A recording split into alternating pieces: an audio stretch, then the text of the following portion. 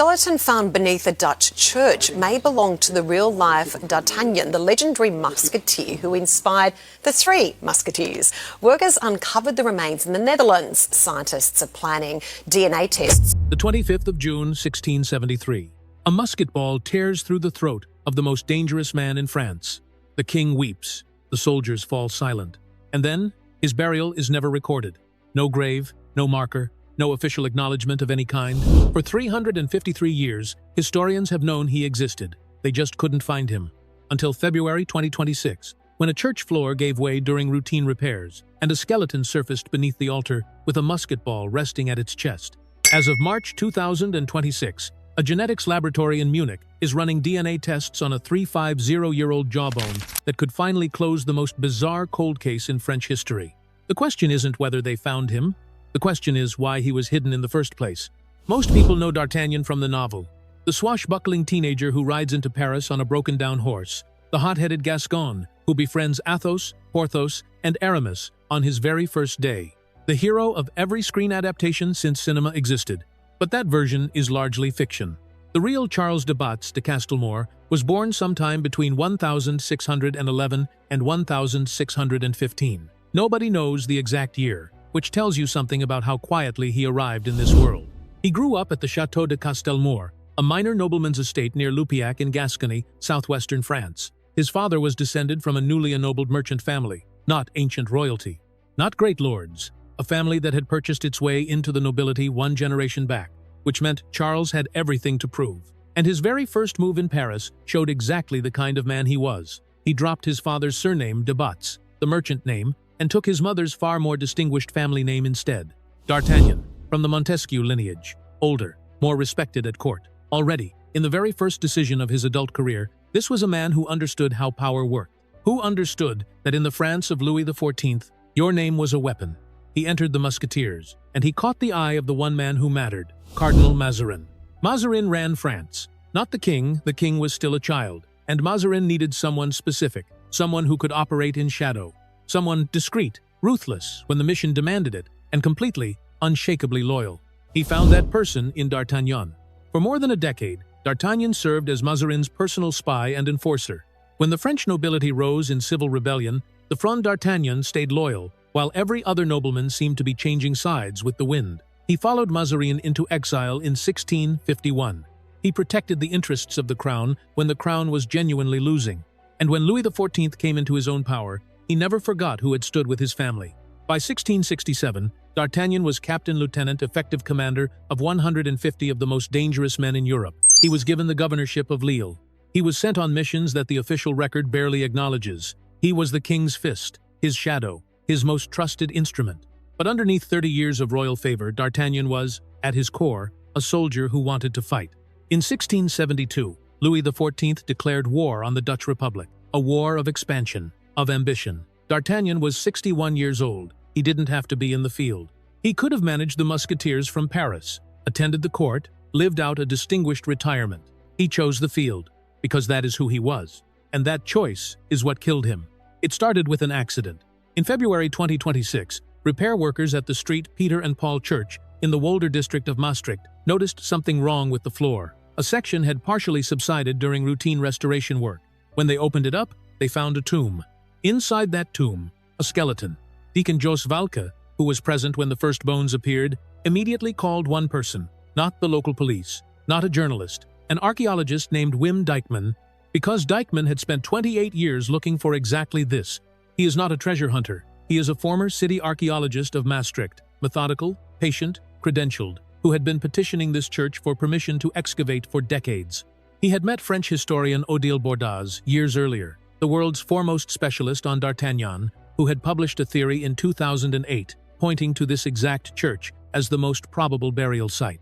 Bordas had told Dijkman directly, if D'Artagnan is anywhere in Maastricht, he is here. When Valke called, Dijkman came.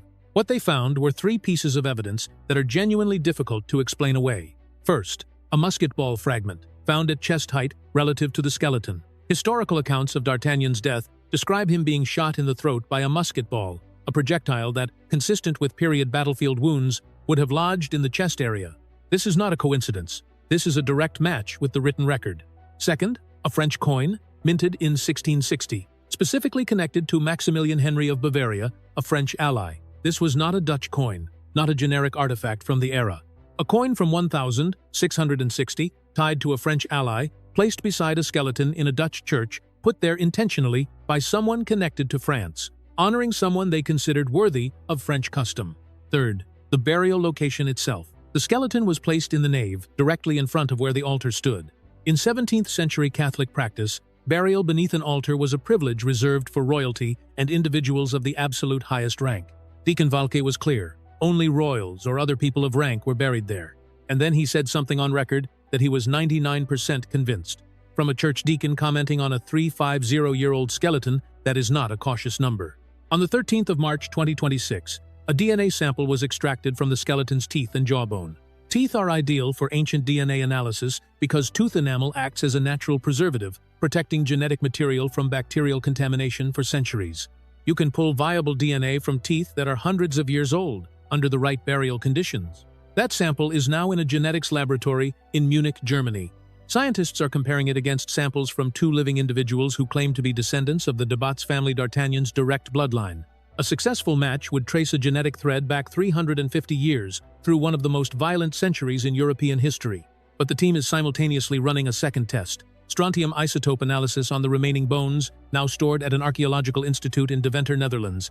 Here is what that test reveals. Strontium is a natural element that gets absorbed into your bones from the food and water you consume during childhood. And that strontium signature is directly tied to the specific geology of the region where you grew up. Different rocks, different minerals in the water, a different chemical fingerprint in your bones. In simple terms, your skeleton remembers where you were born. If this person grew up drinking from the springs and rivers of Gascony, southwestern France, where D'Artagnan was born, the strontium profile in these bones will show it. 2 tests, 2 independent lines of evidence, both running right now. Dijkman told Reuters this has truly become a top-level investigation, but he has also said something no scientist says without weight. This could be the highlight of his 28-year career. The results are expected within weeks. The 25th of June, 1673, the siege of Maastricht. Louis XIV's army had fully encircled the city. The outcome was not in doubt. Maastricht would fall. But D'Artagnan, 62 years old, commanding men half his age in June heat, was in the field, leading a charge, and a musket ball found him. It struck him in the throat. He fell, and unlike 100 battles before this one, he did not get back up. Historical accounts say his death was nearly immediate, that King Louis XIV, who conducted every moment of his public life as performance, received the news and mourned openly, that the soldiers around D'Artagnan fell silent. The captain-lieutenant of the Musketeers, the man who had survived Mazarin's exile, the Fronde, the arrest of Fouquet, 30 years of court intrigue and foreign wars was gone. Maastricht fell 3 weeks later, but D'Artagnan never went home. And here is where the mystery begins. It was the height of summer. The French army was still operating in occupied Dutch territory. Transporting a body back to Paris, 400 kilometers in summer heat, through hostile terrain, was a genuine logistical problem. And so, according to historian Bordaz's decades of research, D'Artagnan was buried locally, the Church of Street. Peter and Paul stood directly adjacent to the French military camp in the Wolder district, the most obvious choice for a fallen officer of his rank. But crucially, according to accounts of the siege, this was also the church where Louis XIV himself had established his personal headquarters during the operation. The king was there. His most loyal soldier had just died. The church was 100 meters away. Bordaz has suggested that Louis XIV may have chosen this specific church so that he could personally attend the burial quietly, without ceremony, without the court watching, the Sun King saying goodbye in private. And then the burial was never officially recorded. No entry in the church register, no monument erected, no official death notice sent to Paris, no tomb marked for posterity. Just a single letter, written around the time of D'Artagnan's death, stating only that he had been placed in consecrated ground. That was all that existed, for 353 years. Now think about what that actually means. Louis XIV built Versailles. He staged the most elaborate court in European history. He spent his reign ensuring that every significant event was documented, celebrated, immortalized in painting, in sculpture, in marble, in official histories commissioned by the crown itself. When great men of France died, ministers, marshals, field commanders, there were state funerals, there were official mourning periods, there were tombs, there was acknowledgement. D'Artagnan, who served as arguably the most trusted man in Louis's personal service for 30 years, received a letter with no location, no names, and no details. Full stop. When the skeleton was uncovered in February 2026, The burial position confirmed what that letter had always implied: not a side alcove, not a crypt beneath the walls.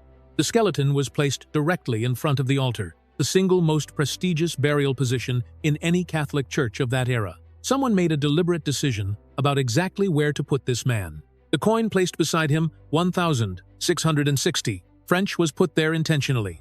The musket ball resting at chest level exactly as the historical accounts describe the wound that killed D'Artagnan on the 25th of June, 1673. The honor was unmistakable. The record was missing. Here is something the history books rarely emphasize, and it may be the most important thing about this entire story. D'Artagnan was not just a soldier. He was an intelligence operative. For over a decade, he worked directly for Cardinal Mazarin as a personal spy and enforcer. Louis XIV, in the documented words of those who recorded his reign, entrusted D'Artagnan with many secret and delicate situations that required complete discretion. Read those words carefully: secret, delicate, complete discretion. In the 17th century, from a king who ran one of the most sophisticated intelligence operations in Europe. His most famous public operation was the arrest of Nicolas Fouquet in 1661. Fouquet was Louis XIV's own finance minister.